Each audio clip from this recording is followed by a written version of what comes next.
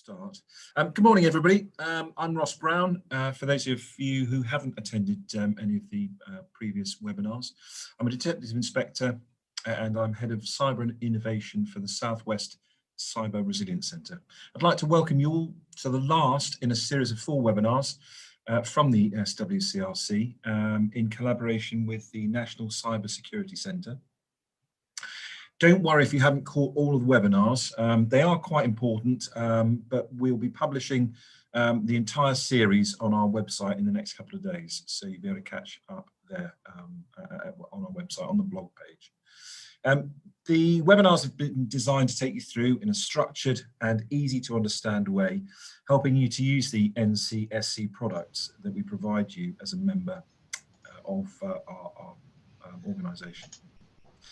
So it'll not only help you understand the NCSC tools, but more importantly, it'll help you to implement the guidance and make your business, whatever its size or sector, more cyber resilient. Again, I say, if you haven't joined the SWCRC, please feel free to do so. Core membership is absolutely free. We provide you with a number of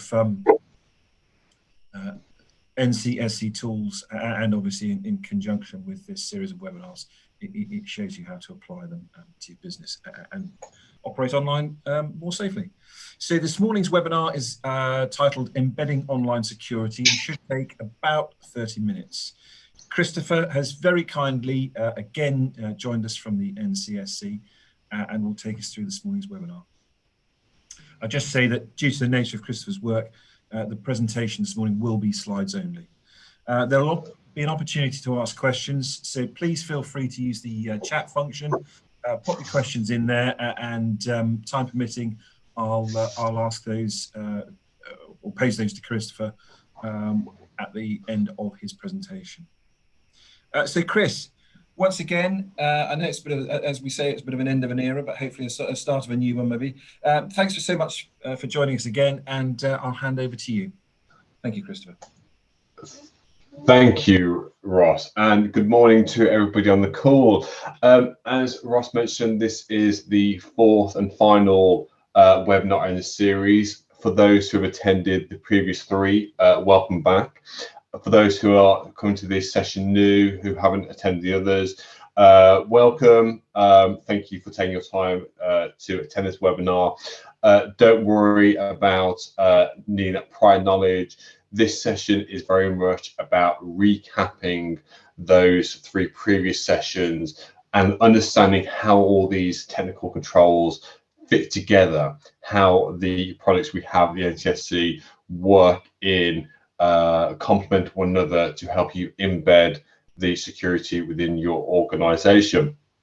The challenge that I always have when it comes to these webinars is we have delegates who have vastly different experiences and knowledge of IT and cybersecurity. We have IT professionals who attend, but we also have sole traders and micro businesses who don't quite know how to implement cybersecurity or not quite sure where to start. Hopefully today's session, though, will cater to everybody's experiences and knowledge, and we have some key takeaways.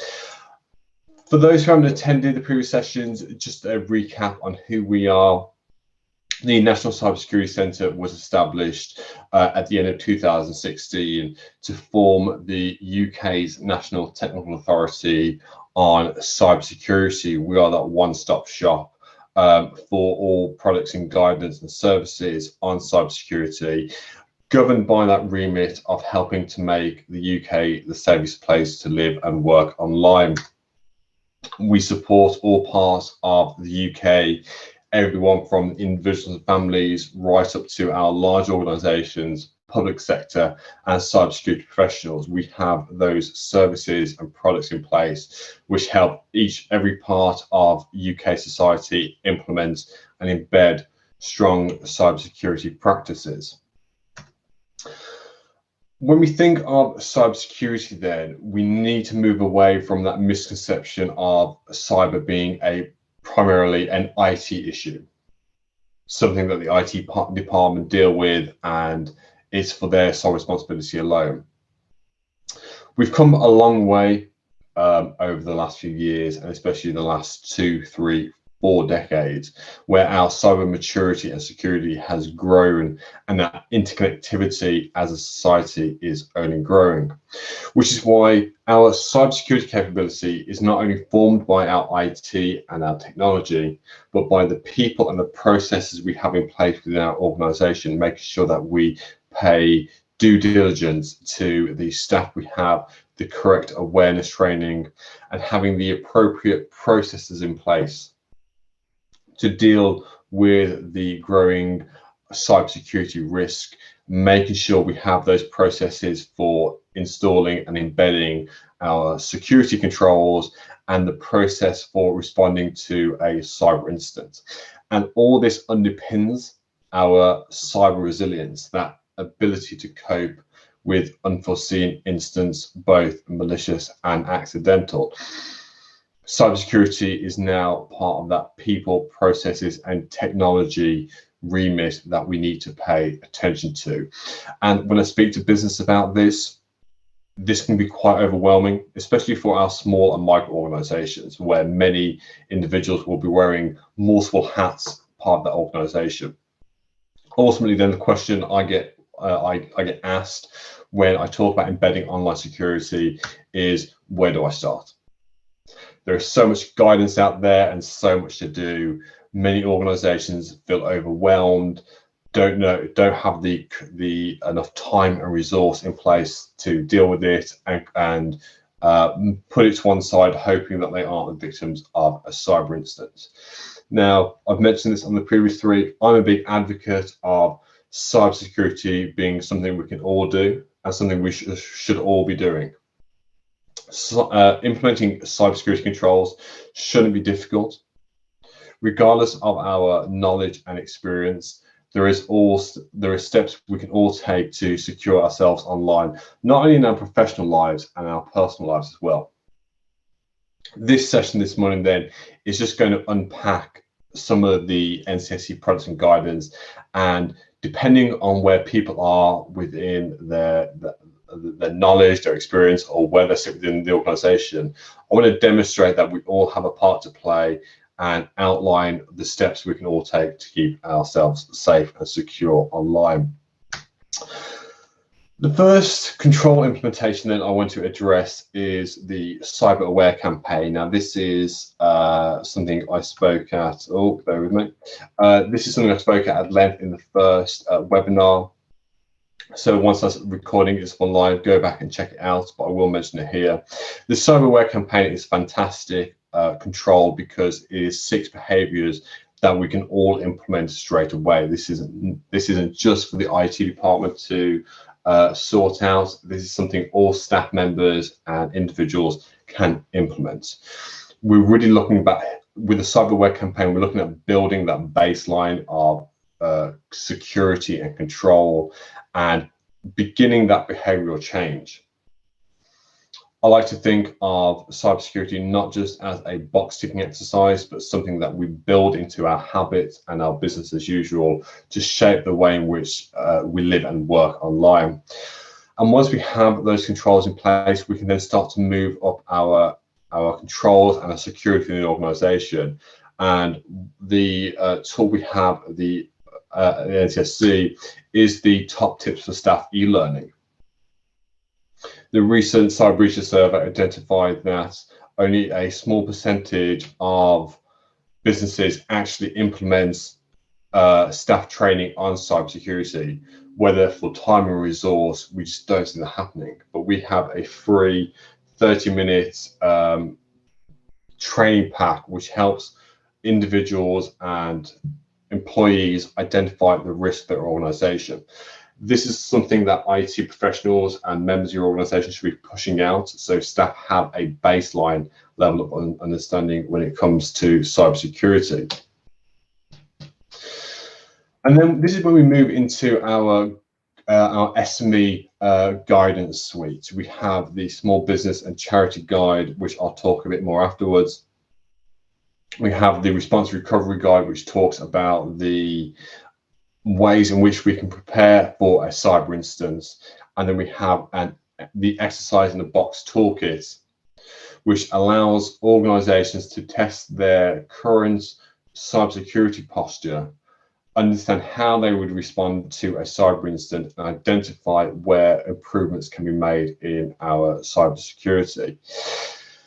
We then have the active cyber defense service at the NCSC, and I'll talk a bit more about this afterwards. But this is now embedding those technical controls at a very organizational level. This is implementing defense mechanisms that can identify a cyber breach and understand the wider network in which we're operating.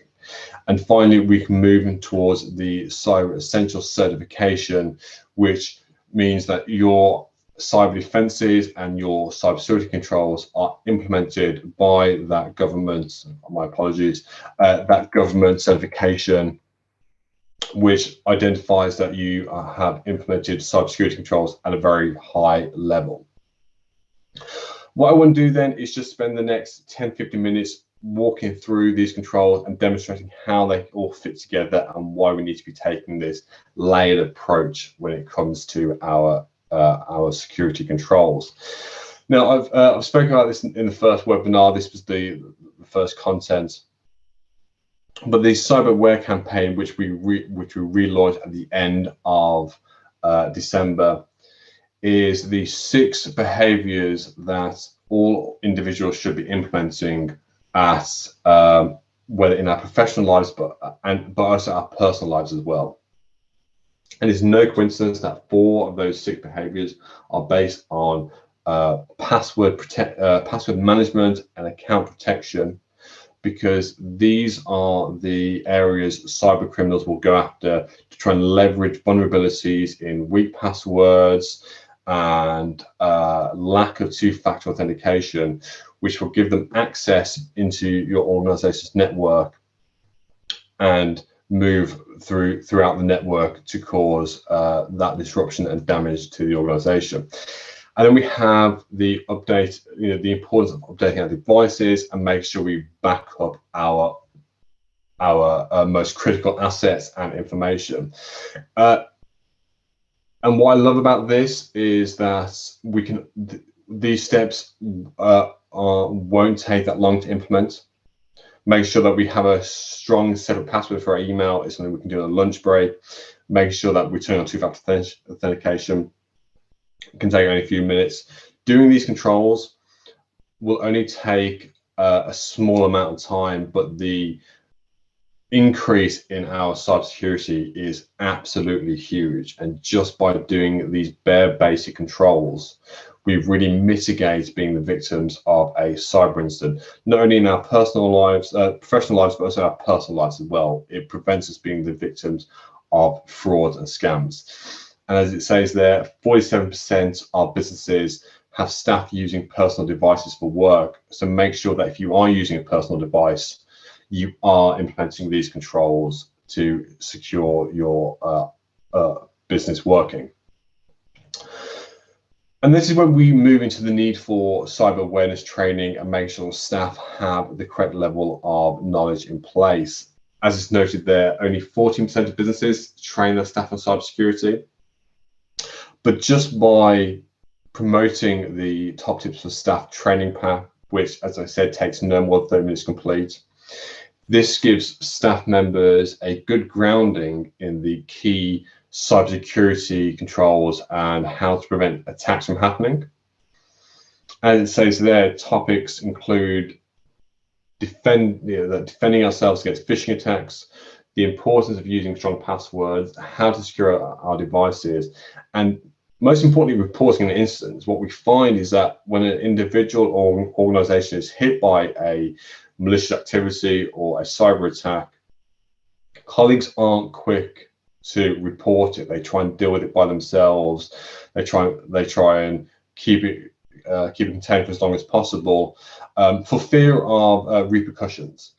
But we really need to build that culture now where if a colleague or an individual identifies suspicious activity, that they feel confident enough to call it out and they know how to report that instance. We shouldn't be penalizing staff members for potentially clicking on a malicious link or downloading a suspicious file. Mistakes happen.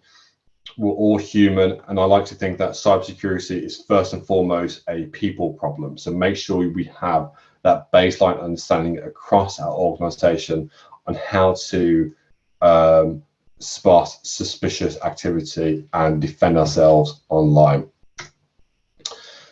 And then we move into the small business guide. Now, what is called a small business guide? These are controls that we can all be implementing.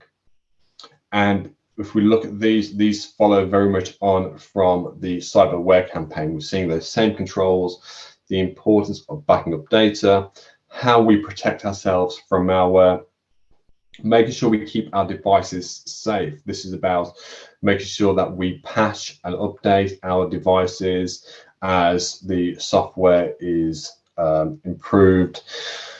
Cyber criminals will leverage out of date software and devices where vulnerabilities have been found. And this is something we all experience when we're on our phones, our devices. That pop-up says update now, update later.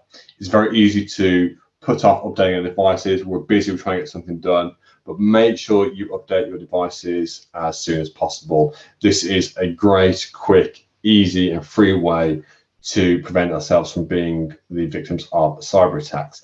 And again, we're seeing there the importance of using passwords to protect our data. Make sure that we're not using weak passwords.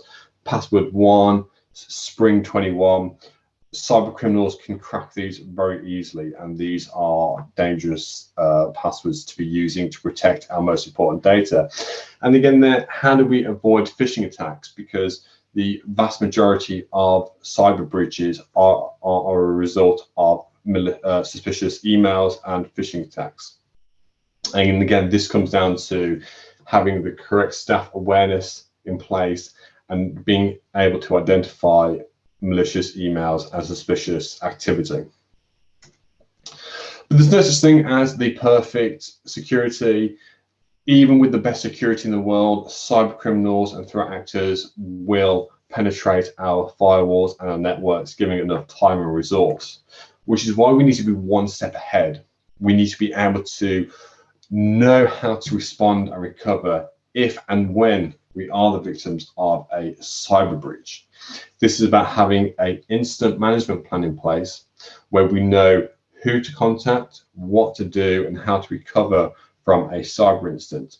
And what I love about the response recovery guide is that it walks you through that process, starting from planning for a cyber incident, how to identify what's happening, how to resolve and report that incident, and then what do we learn from that? How can we use that experience to better improve our cybersecurity posture? As we've identified, as it was reported in the cybersecurity breaches survey, only 31% businesses actually have a business continuity plan that mentions cybersecurity. Make sure that within your organization you have cybersecurity and the cyber risk listed in your business continuity plan. And when we talk about cyber incidents, this doesn't necessarily need to be malicious. We're not necessarily talking about cyber attacks here, but also accidental cyber incidents as well. What happens in the event of a power cut, a flooding, a fire? These all impact on our network and potentially disrupt our organization. Just consider how long you may be able to work without your IT and network. We know that many cyber incidents can last days, weeks, potentially months. So we need to have that response recovery mechanism in place should the inevitable happen. And we need to test this as well.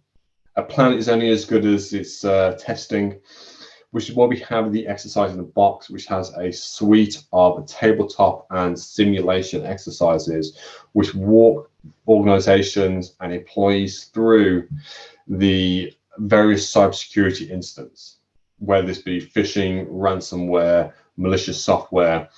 We're able to understand our cybersecurity posture by running the exercise, identify where improvements need to be made, and then rerun the exercise at a later date to see how our cybersecurity posture has improved.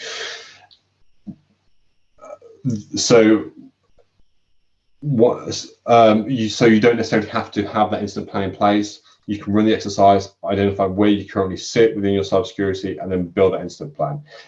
The exercise in box really complements the response recovery guide. You can use both guidance and products at the same time.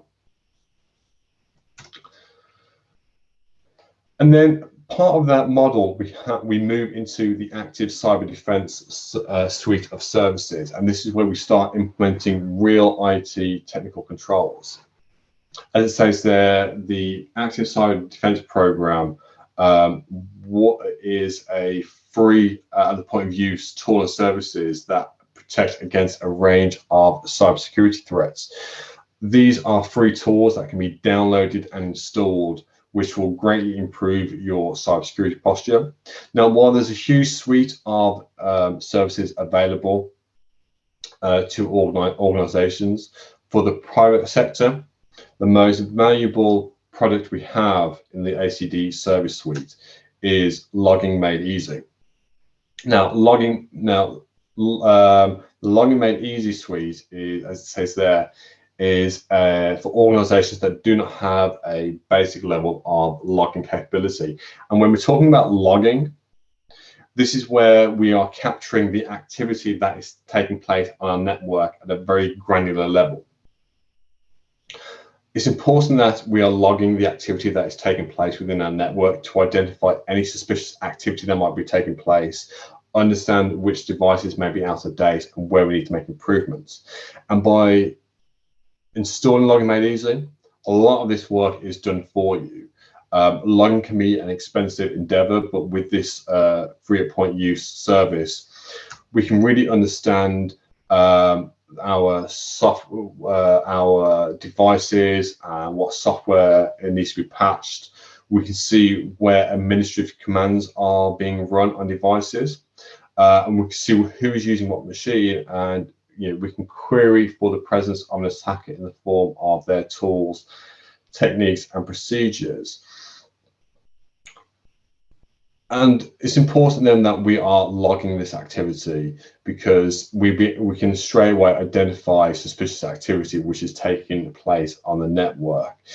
It does take time to implement the LME service, but on the NCSC website we have fantastic tutorials and manuals which walk you through that installation process and get you up to running. This is something that can be used for micro organizations where they can have a basic level of understanding as to what is happening on their network. And finally, we have the Cyber Essentials certification. Once you have that level of security within your organization, you can then look to be certified against the government-backed scheme. And this is that rubber stamp to demonstrate to your supply chain, your customers, that you understand your cybersecurity posture and you are protected against a whole range of the most common cyber attacks. And the technical controls there are very similar to those that we've seen in this Cyber Aware campaign and the Small Business Guide about using firewalls to secure our internet connection, make sure that we have the most secure settings on our device and software, controlling the access to data and services, protection from viruses and other malware, and again, keeping our devices and software up to date. 5 core controls that we can implement as we move up that journey into better security. I'm a big fan of the Cyber Essentials certification for the benefits it brings to organizations. There's that reassurance to customers that you'll work to secure IT, that attraction of new business, that clear picture of your organization's cybersecurity level. It's often difficult for organizations to get a grasp on their cybersecurity posture and their landscape and understanding their network and infrastructure. Cyber Essentials really allows you to take stock of your cybersecurity and what you have on your network. And as it says there, some government contracts do require Cyber Essentials, and we see time and again the core reason why businesses and organizations become Cyber Essentials certified is that more and more suppliers are asking for organizations to have Cyber Essentials certification. But then we have the free cyber liability insurance. The with that is £25,000 liability insurance and 24/7-hour incident management if you are the victim of a cyber attack. That was a quick run through of those control mechanisms. What I hope I've got across to delegates on the call on the webinar this morning is that we can build our cybersecurity posture. We haven't got to do everything at once. We can start small, implement basic controls and move upwards. Cybersecurity can be a challenge and it can be difficult, but that doesn't mean that we can't start that journey and start working on that behavioral change. There's a huge wealth of information out there, but if we just look at these key controls, these key security mechanisms, we can really bolster our cybersecurity at a professional level, but in our personal lives as well. That's everything from me. Huge thank you to everybody who's joined us this morning. Ross, big thank you for inviting us along. It's been a real pleasure. We've just got a few minutes for questions, so I'm happy to take those. Okay, Chris, thanks very much indeed. The first question comes from Jean, and I'll perhaps answer it myself. And it was in relation to whether we're going to be published or whether you can get access to the rest of the webinars. Just to reiterate, I will be publishing all of the webinars, so all 4 of them. I'll be putting on the blog page over the next 3 or 4 days. So hopefully all operational by Tuesday of next week. So that's the first one. The second question is from Saima. And Chris, I don't know whether you will be able to answer this one, but it relates to Apple Password Manager. And her question was, is using the strong password feature offered by Apple Password Manager a good idea or not? Yeah, no, I think that's a great question. I think that's something we've seen time and again. The NCSC posture is to use 3 random words when it comes to our password protection. The reason we use 3 random words is that it's something that we can control and use, and there is less likely to be compromised in the event of a cyber breach.